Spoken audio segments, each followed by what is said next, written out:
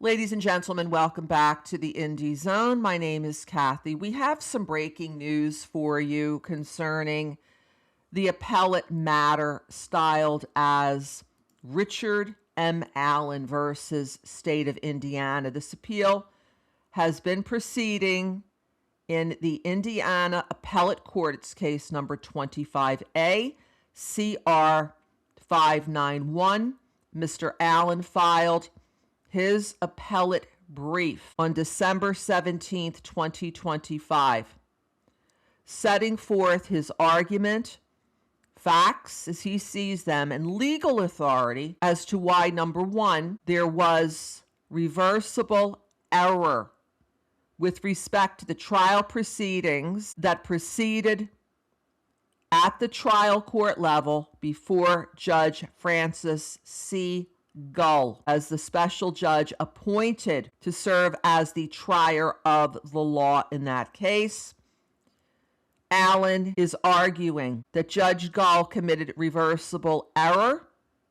He's asserting that his Fourth Amendment privileges against illegal searches and seizures were violated and that he should be entitled to a new trial relative to the same. He's also asserting that Judge Gull committed error in not granting him a Franks hearing. A Franks hearing is named after a famous United States Supreme Court case entitled Jerome Franks versus Delaware, and stands for the proposition that if a defendant sets forth sufficient grounds to challenge a warrant affidavit, as Mr. Allen is doing here, that there should be a formal proceeding to determine if that affidavit of probable cause, aka the warrant affidavit, should be thrown out. Also, under the Fourth Amendment to the U.S. Constitution, amongst other reasons.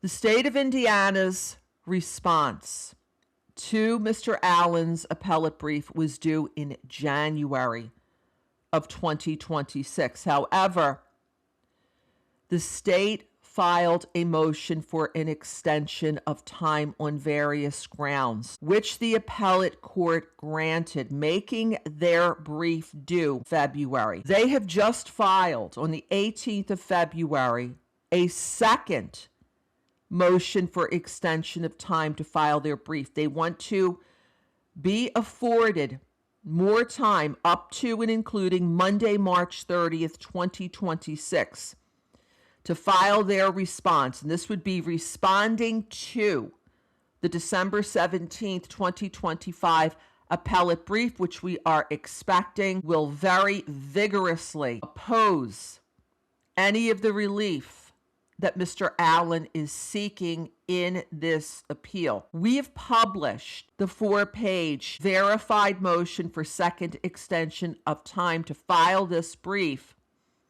on our YouTube channel community page. I've attached a link to our sister YouTube channel if you haven't already. Subscribe to it. We request that you do.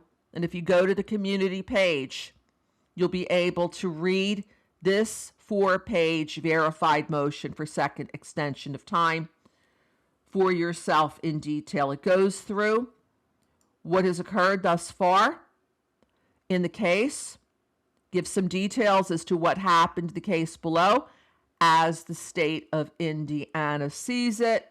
It says in paragraph 4, the brief of the appellant was filed and served on December 17th, 2025, that the state received a 30-day first extension of time that moved the date of the filing of its brief to February 16th, 2026. On January 23rd, state filed a motion for transmission of a supplemental documentary exhibit volumes from the trial court on January 27th. The court granted that motion and ordered the state's brief due 30 days from the date those exhibits were received by the clerk. Now, as of this time, there does not appear to be a response by Mr. Allen the appellant to this request for additional time, nor has there been an order that has been entered by the appellate court. We will continue to keep you posted as further developments arise in Allen